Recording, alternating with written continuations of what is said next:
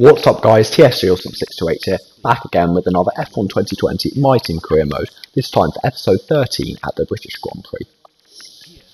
Firstly, we need to re-sign Jack Aitken, because his contract runs out just before the start of the next Grand Prix.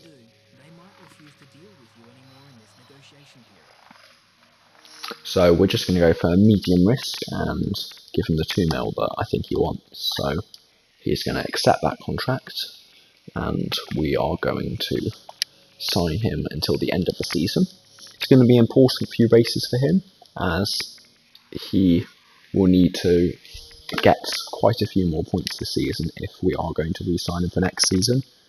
Otherwise, I may be looking at other drivers. So we're going to sort out our activity timeline now, and we're going to start with a title sponsor venue opening, and then we're going to do an aerodynamics equipment upgrade, and then we are going to do some G-force training for Jack. I'm going to hopefully try and help Jack as much as possible in the next few races, but if he can't deliver the results in return, then we will have to sign someone new for next season.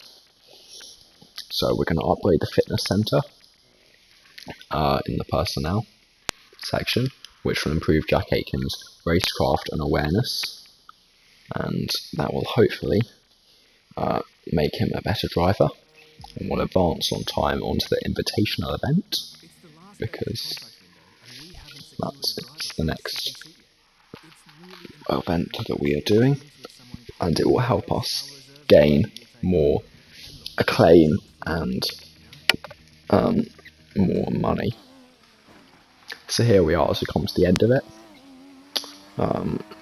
We've got about 15 seconds to spare as we cross the line, so it was pretty easy. We were never failing it, and that allows us to gain 1,000 acclaim and 150,000 cash. So we're going to advance further into time, get a couple of upgrades on the car, and finish our training.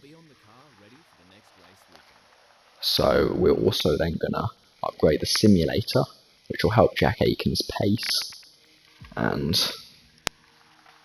that allows us to hopefully get better results out of him. We also need to repurchase the tyre upgrade that failed on the car, so hopefully that will come in for the Hungarian Grand Prix next weekend.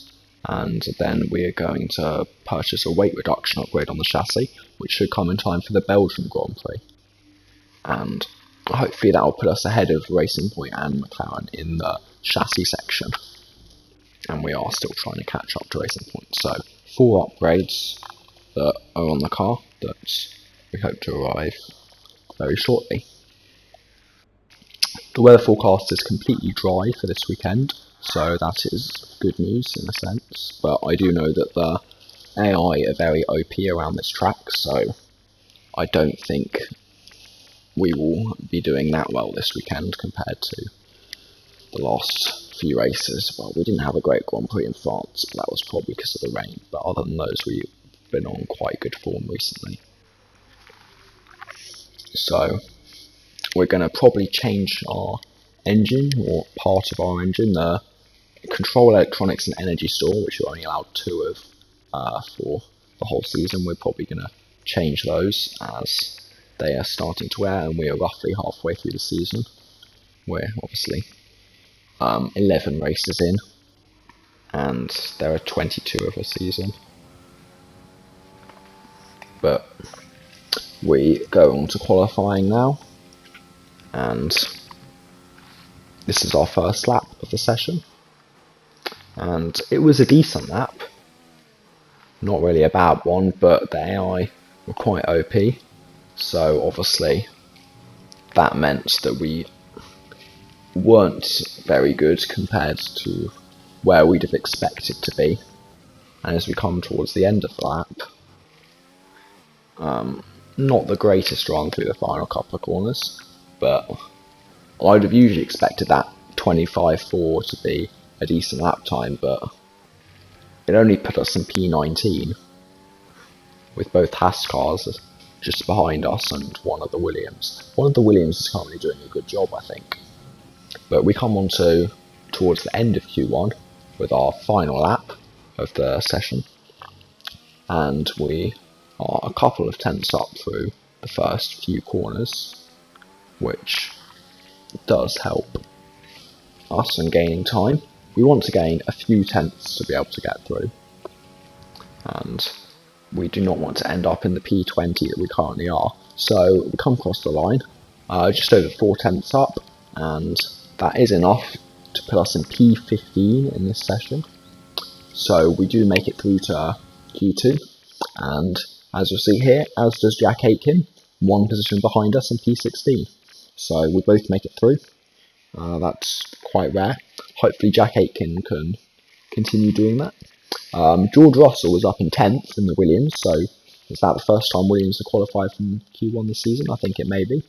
But Sainz, Gasly and Raikkonen in the Alfa Romeo get knocked out along with Magnussen, Grosjean and Latifi. Usually it's only 2 cars that go with both Williams and both fast cars. But hopefully one of me or Jack can make it through to Q3, because that would be a good job for the team, but it didn't look likely. But Jack Aitken does get the fastest lap for now, but it is for now as he was the first car out on track. And we are coming through the first few corners now, and as we come towards the end of the lap, we actually go just behind Jack Aitken, and we're in P10 and he's currently in P8. But as we come towards the end of the session, he's now in P13 and we're now in P15. It looks like George Russell hasn't been able to do what he did do in Q1 and go up to P10, but we're hoping to improve on this lap time and go closer to the top 10. I don't think we're going to quite make it through considering how OP the AI are, but we're about 6 tenths up, and that is enough to put us into P13, sorry. For some reason I thought it was P12, I thought that's what it said on the steering wheel, but it said P13. And Albon does not make it through, and Lando Norris has a grid penalty. Look in the race director. Lando Norris collided with Albon, so that probably affected Albon, and that's probably the reason why he didn't make it through. But Norris will have a grid penalty for the next race, but also Vettel is starting on the medium tyres, the only person to start on them. So we've got Giovinazzi just in front of us and Fiat just behind us, and hopefully we can do well in the race. You will be starting at the front of the pack. Are you worried? Yes, I'm worried in a way, but I was expecting it considering how OP they are around the track, which is Silverstone. Do you feel that your teammate put on a good show for the home crowd?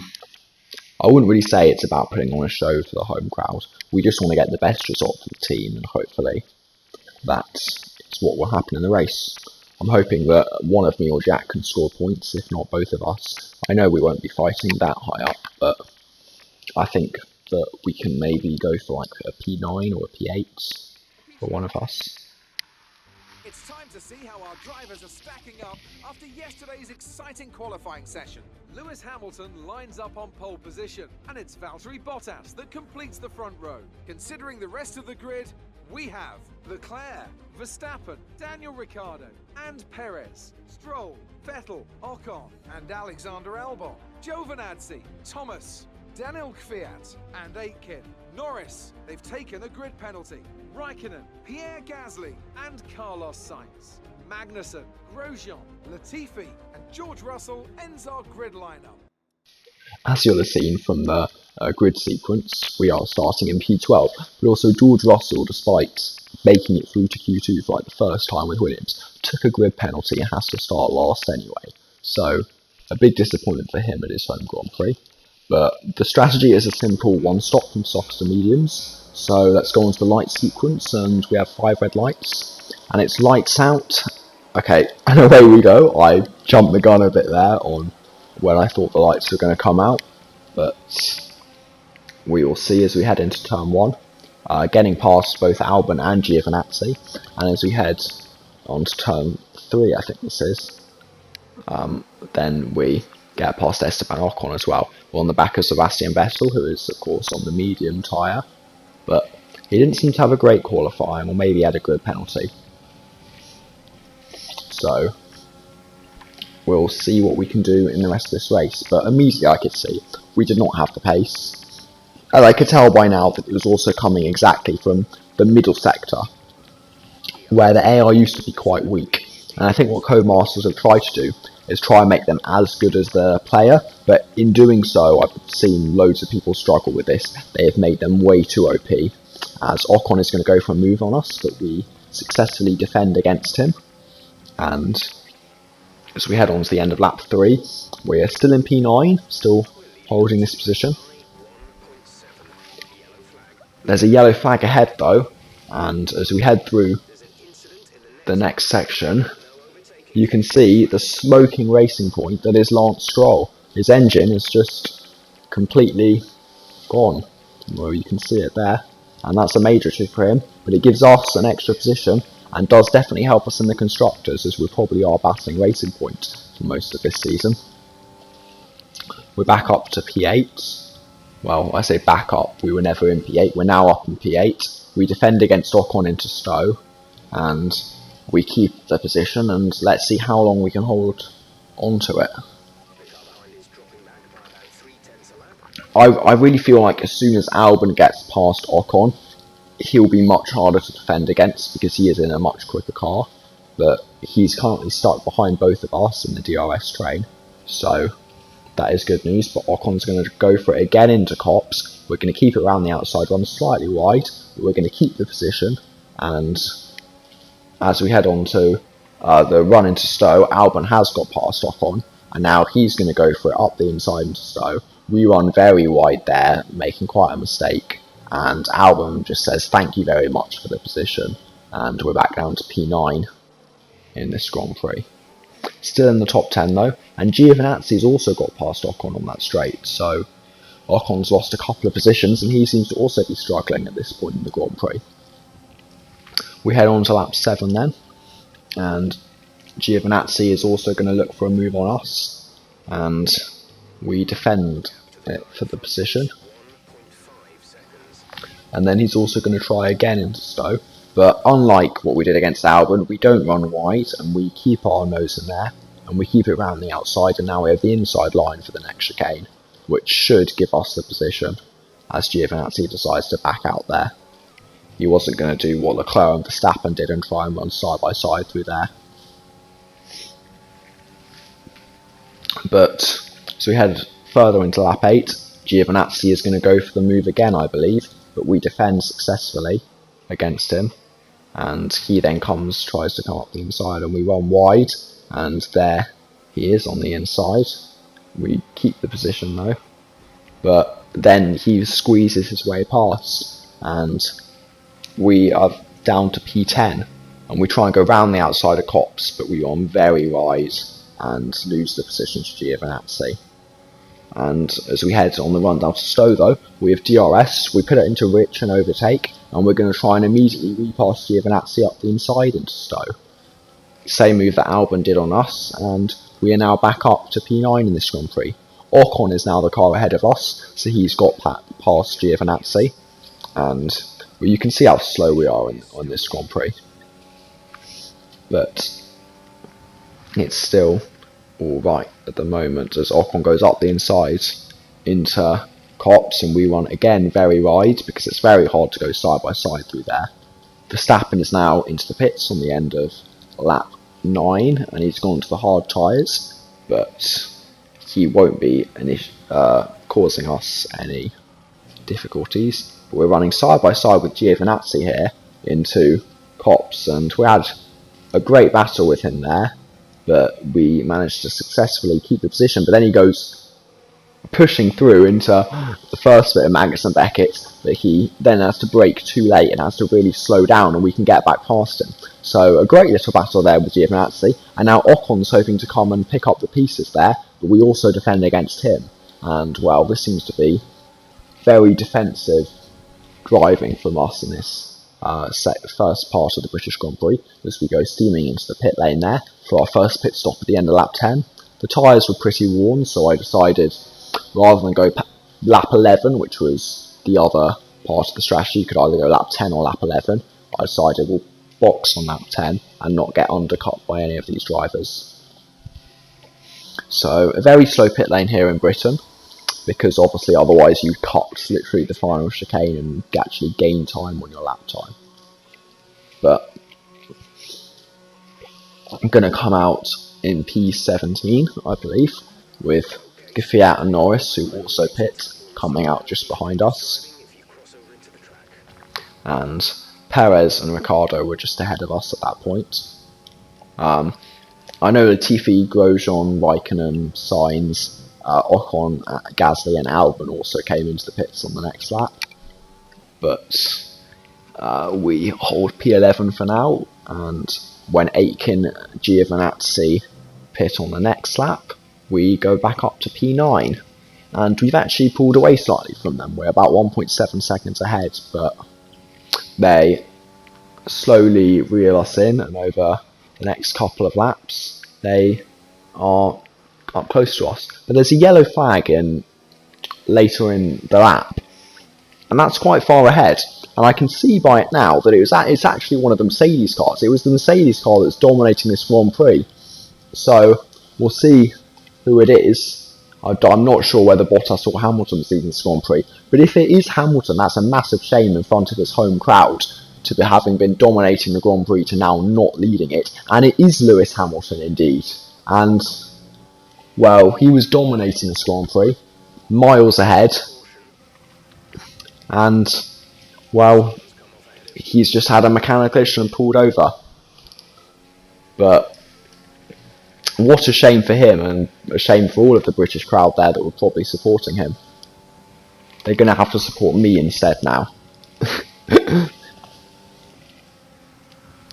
But Giovinazzi comes up our inside on lap 15, and we're now defending obviously P8 now that we're ahead of Hamilton, who DNF'd. But Giovinazzi is really putting some pressure onto us, and we've had some reasonably good battles with him so far this race, and now it's not going to disappoint again, as he is going to go for it again into Stowe, and we're going to try and keep it round the outside. He's going to keep his nose in there though, and this time he's a bit further ahead, but we are going to try and keep it up the inside. And like Charles Leclerc and Charles Leclerc and Max Verstappen, we're going to do the same with Giovinazzi, and we're basically running side by side through that entire section. And we're going to head into turn 1, and Ocon's going to try and get involved, but we had to try and move over to the right to let Ocon some space, and we've spun out Giovinazzi, so I just have to apologise for that, because that was not my intention to spin him out. I watched the replay afterwards, and I didn't leave him enough space at all. And I could see Ocon coming on the left, and I felt like I was sort of squeezed in, but it was still my fault slightly.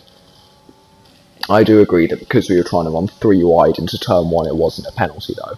But at this point in the Grand Prix, I saw that, well, I didn't see, I heard on the radio that Daniel Ricciardo ahead had an issue, and we were gaining almost a second a lap on him, probably over a second a lap on him, but it wasn't quite enough, because obviously there were only 7 laps to go and the gap was 14 seconds, and Fiat was pressurising us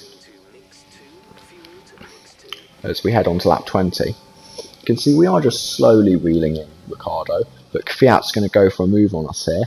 We're going to defend the position nicely, and well, hopefully we can finish in this P8, because I don't think we're going to catch Ricciardo.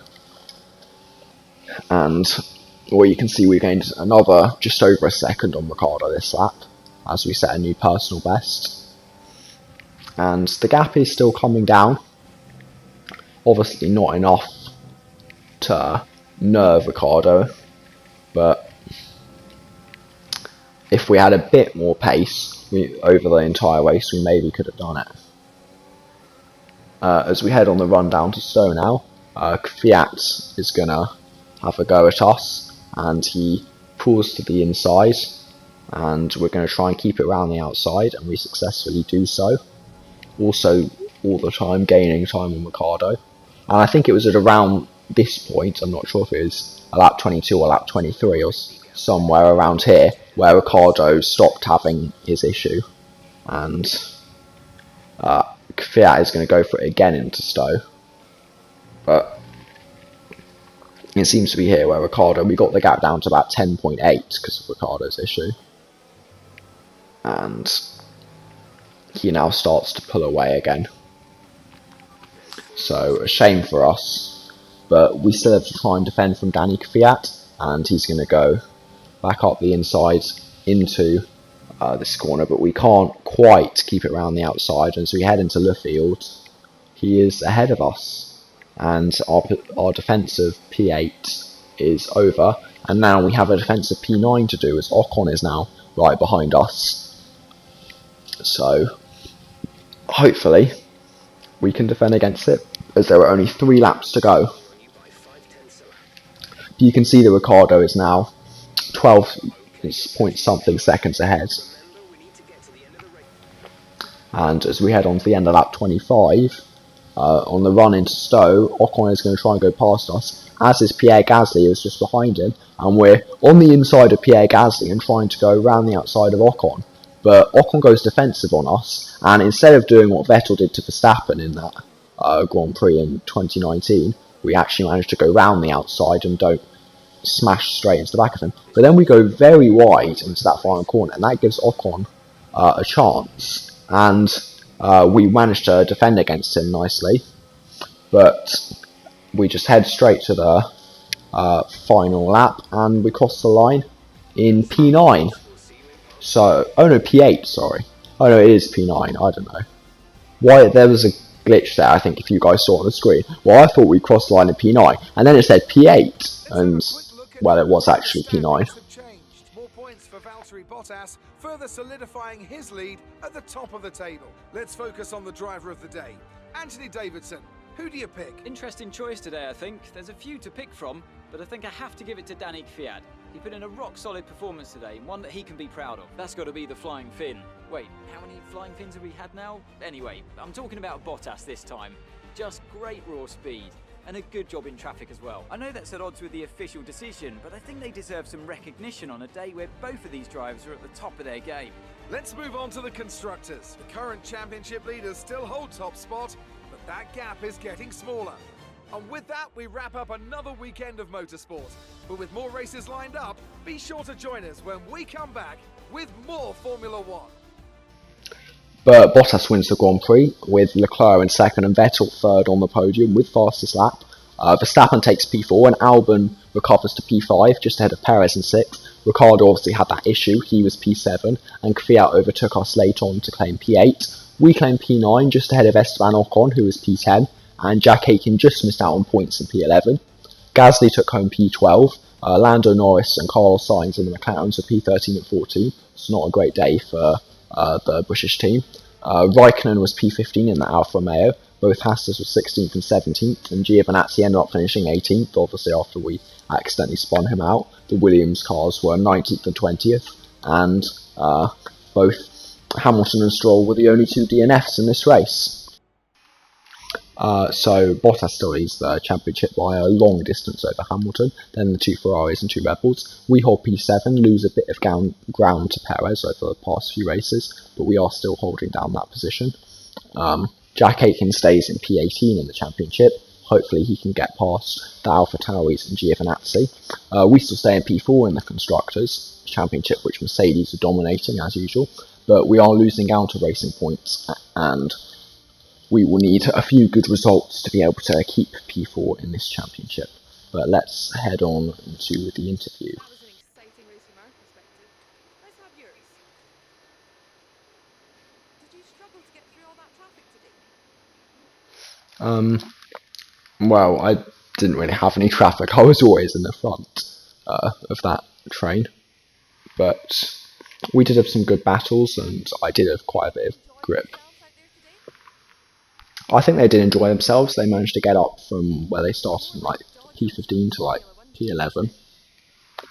We did have quite a bit of contact, but it was just good racing, I think, in most of it, because we had quite a few good battles and we went side by side with quite a few drivers, and I think it was generally good racing. Obviously, that contact with Giovinazzi wasn't so fair, but all the others was fair. We're heading to the rivalry, and we are still beating Daniel Ricciardo with only a couple races to go in that, or 3 I think. We got up to level 8 as a driver in the Acclaim, and we're almost level 10 as our team Acclaim. Level 10 will get us a 3rd sponsor, well, theoretically a 4th, including our title sponsor. But we meet all the objectives of our sponsors, and we go up to 1.38 million cash. So I think I'm going to leave the episode there, and I will see you guys next time for the Hungarian Grand Prix.